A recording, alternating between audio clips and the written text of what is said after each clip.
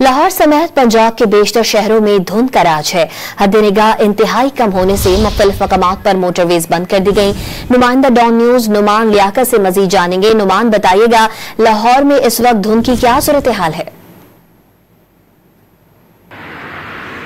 देखिए जी, लाहौर के मौसम में गुज़िश्ता रोज से काफ़ी तब्दीली आई है। उससे कबल ये देखा गया था कि शहर के अंदर धूप निकलना शुरू हो चुकी थी, दर्जा हरारत में काफ़ी बेहतरी आई थी, लेकिन गुज़िश्ता रोज से एक बार फिर से धुंध ने अपनी एंट्री दी है और आज भी शहर के अंदर इस कदर धुंध है कि हर चीज़ धुंधलाई हुई लग रही है। शहर के अंदर एक सफ़ेदी छाई हुई है और इस वक्त शहर के अंदर जो दर्जा हरारत है वो 0 हो चुका है और सुबह सवेरे जो दफातर जाने वाले या दीगर मुकामात को जाने वाले शहरी हैं, इनको परेशानी का सामना है, क्योंकि हद-ए-निगाह शहर के अंदर इस वक्त इंतहाई कम रह चुकी है।